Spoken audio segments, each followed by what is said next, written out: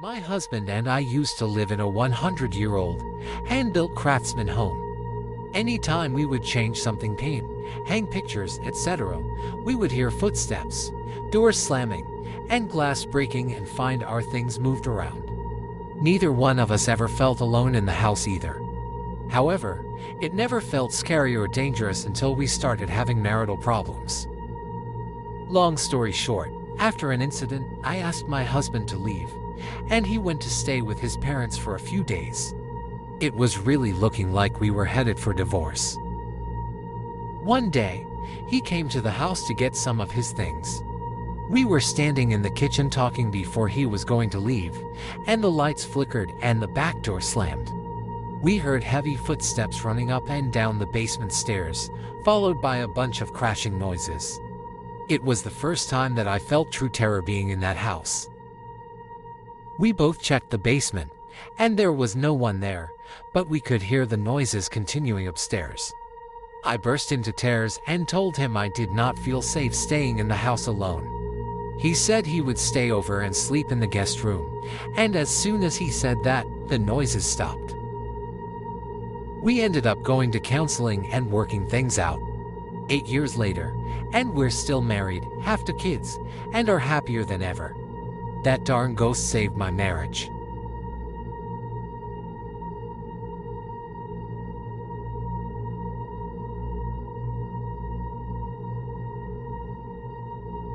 I spent my childhood in South Louisiana in a home just off the Bayou Teche with a ghost.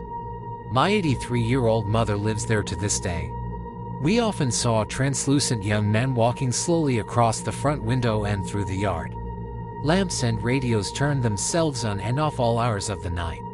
The worst growing up was the heavy boot steps that were up and down the long back hallway of the house leading to the addition that held my bedroom. My parents were far too poor to consider moving 5 kids to another house, so their solution was to always be really frank and calm about what was happening and that it couldn't hurt us. The one terrifying memory I have is one night when I was 8 years old. I laid awake for hours most nights listening to the ghost steps that would approach my door and then pace back down the hall. This night, for whatever reason, I got really frustrated and yelled, "Just go away now." The steps stopped at my door, it opened slightly, and the pillow under my head was yanked furiously and thrown completely across the room. I still remember the feeling of the fabric being pulled against my cheek. Crying and screaming ensued, and my parents ran in to calm me. Not much sleep was had that night.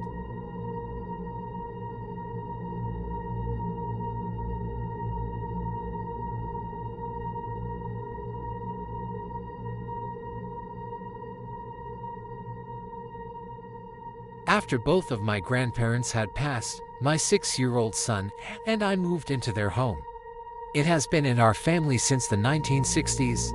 On our first night staying in the house, I was walking down the stairs, and my son was waiting at the bottom. He looked up at me and asked, "Who is that guy behind you?" I whipped around and didn't see anything. I asked what he meant, and he just stared for a few seconds then said, "Never mind." As soon as he said guy, I knew who he was talking about. I had an uncle who was 16 when I was born. When I was about a year old, he shot himself in my grandparents' room and passed. He had friends with him at the time, and they said he was playing Russian roulette, but we will never really know what happened. Anyway, one of the wildest coincidences is that my son and my deceased uncle share the same birthday. Our kitchen door opens on occasion, but other than that, my uncle has been fairly quiet the last several years.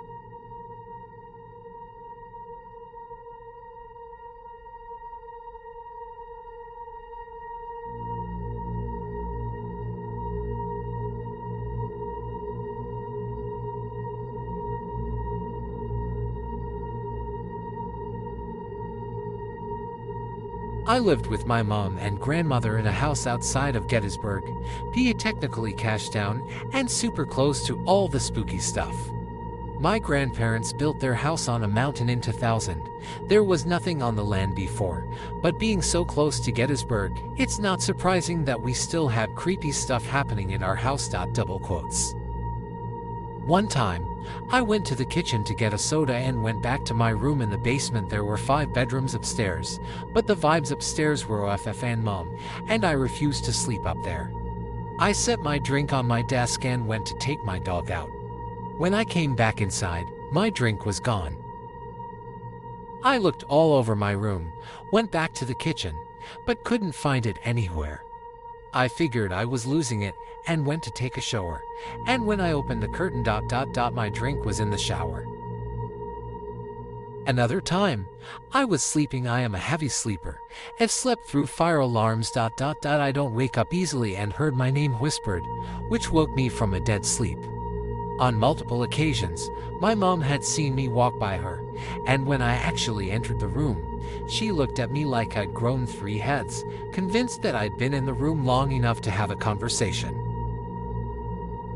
Another time, my grandma saw me sitting at the kitchen table at 4 a.m. Just sitting not reading or on my phone just a creepy silhouette with the stove light on I was not a WAK.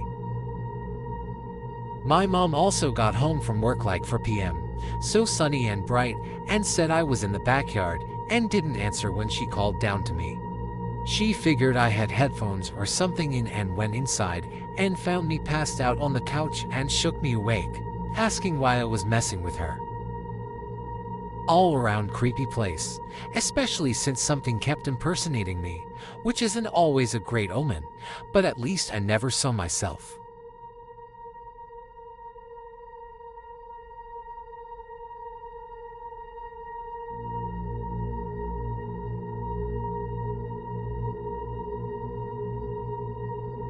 I lived in a typical haunted house as a young woman. All the usual bumps in the night, footsteps on the stairs, doors and cabinets opening seemingly on their own. I just kind of got used to it.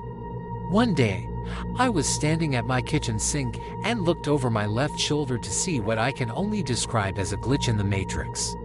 I saw my living room, but it wasn't how I knew it. People were milling about the fireplace as if a party was going on. Someone went to set down a cup on the mantel and missed the edge.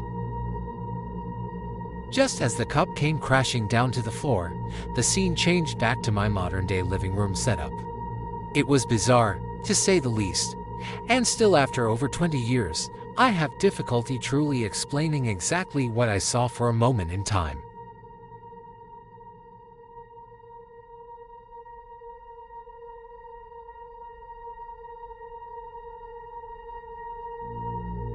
The house I grew up in was haunted. I think it might have been more so attached to a physical object than the house itself, which included full-blown apparitions. Hearing people talk, including once a child calling my name, and slight poltergeist-like activity, including objects disappearing and later reappearing, loud noises, and shouting at night. Double quotes. I mostly was afraid because it's that feeling of never being alone and not knowing what their intentions were. There were times I would be home alone at night and hear people having a conversation, and I was scared because I wasn't sure if it was just the ghosts or if people had broken in.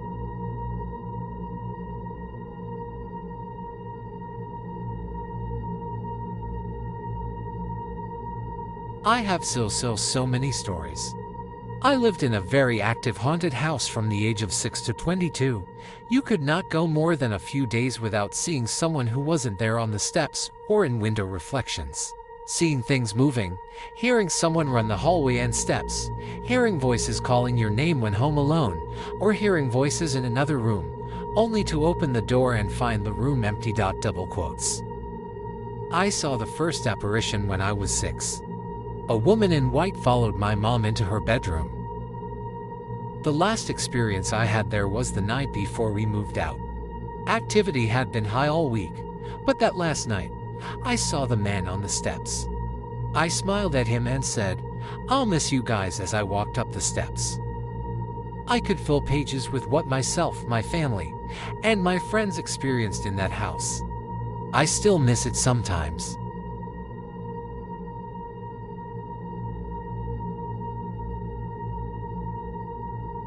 I grew up in a haunted house, but it was pretty mild. We would see what looked like human-shaped smoke clouds, especially in my room, the living room, and the kitchen. There were also times I'd see a bearded man looking at me through my doorway, and I would think my dad was home when he was not. On two occasions, I was sitting on the floor and felt hands holding my legs down. The most memorable incident, however, was when I was trying to pour myself a cup of water and something kept pushing the cup away when I tried. Double quotes. After the third time, I told it to stop, and it pushed the cup toward me, and that was the end of it. Double quotes.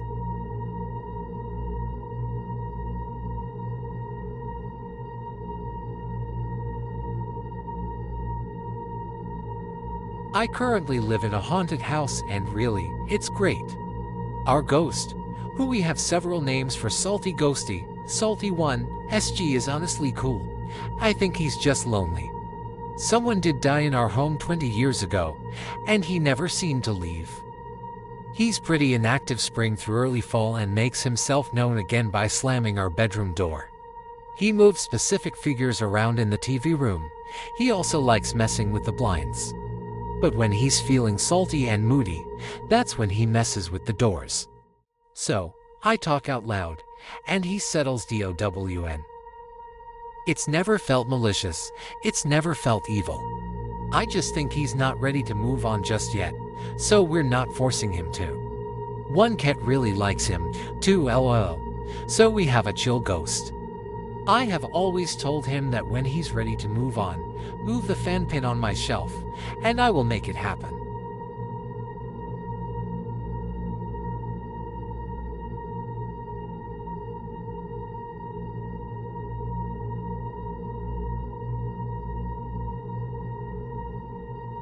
The house I grew up in was haunted. The biggest event happened when I was in middle school. My sister and I were having a sleepover, and we usually all slept in the living room since we had a big sectional couch. At the time, my mom was working nights at a casino, so she wasn't home yet when we went to BD. When we woke up the next morning, my dad asked us why we left all the downstairs lights on.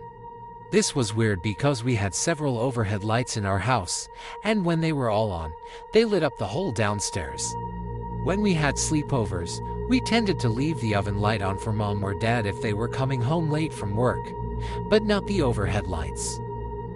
We explained that we hadn't, but our dad said when mom got home that night, they were all on. We kind of just forgot about it until a few days later. Our dad was reading the paper one morning when he said, "Holy shit," and started reading one of the obituaries. The women who had owned the house before us had passed away a few days ago, the same night that my mom said all the downstairs lights were left on. My dad says she came home to visit. After that, we had other things happen. Footsteps in the hall, doors swinging open, lights flickering. Her name was Mrs. Swanson, so every time something happened that we couldn't explain, we said it was Mrs. Swanson saying hello.